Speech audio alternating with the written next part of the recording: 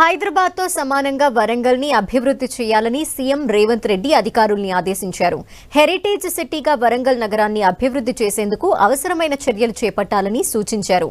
Inner, outer ring రోడ్డుకి సంబంధించిన భూసేకరణ పూర్తి చేయాలన్నారు. ఇందుకు అవసరమయ్యే నిధులకు సంబంధించి పూర్తి వివరాలు అందించాలని ఆదేశించారు CM Revanth Reddy. Outer ring road నుంచి టెక్స్టైల్ పార్కుకు కనెక్టివిటీ ఉండేలా రోడ్డు మార్గం ఉండాలని సీఎం రేవంత్ రెడ్డి తెలిపారు. స్మార్ట్ సిటీ మిషన్లో భాగంగా అండర్ గ్రౌండ్ డ్రైనేజీ సిస్టమ్ని అభివృద్ధి చేసేందుకు డ్రింకింగ్ వాటర్ లైన్స్ ఏర్పాటు చేయటానికి ప్రణాళికలు రూపొందించాలని అధికారుల్ని ఆదేశించారు. నాలాలు ఆక్రమణకు గురికాకుండా చర్యలు చేపట్టాలని సూచించారు.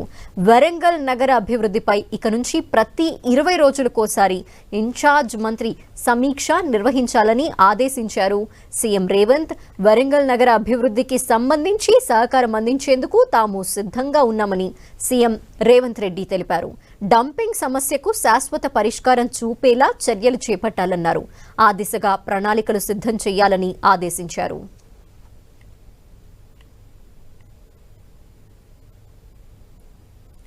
అంతకుముందు వరంగల్లో నిర్మిస్తున్న సూపర్ స్పెషాలిటీ ఆసుపత్రిని పరిశీలించారు. ఆసుపత్రికి సంబంధించిన వివరాలపై అధికారుల్ని అడిగి తెలుసుకున్నారు.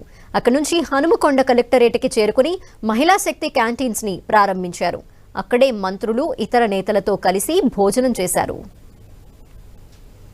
గీసుకొండ మండలం సాయంపేటలోని మెగా టెక్స్టైల్ పార్కుకు వెళ్లిన సీఎం రేవంత్ వన మహోత్సవంలో భాగంగా మొక్కలు నాటారు. అనంతరం మెగా టెక్స్టైల్ పార్కుకు సంబంధించిన అధికారులతో సమీక్ష నిర్వహించారు. అధికారులకు పలు సూచనలు చేశారు సీఎం రేవంత్ రెడ్డి. ఈ నగరానికి ఎయిర్పోర్ట్ తీసుకొస్తున్నాం తొందరలోనే, ఈ నగరానికి మాస్టర్ ప్లాన్ తీసుకొస్తున్నాం తొందరలోనే, ఈ నగరానికి టెక్స్టైల్ పార్కును తొందరలోనే ప్రారంభించబోతున్నాం.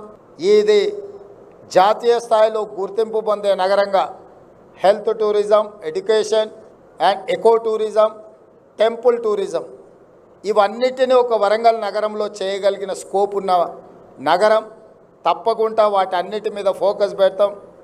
తెలంగాణ రాష్ట్రంలో అత్యధిక ప్రాధాన్యత ఇచ్చే నగరంగా వరంగల్కు మా ప్రభుత్వం ప్రాధాన్యత ఇస్తుంది.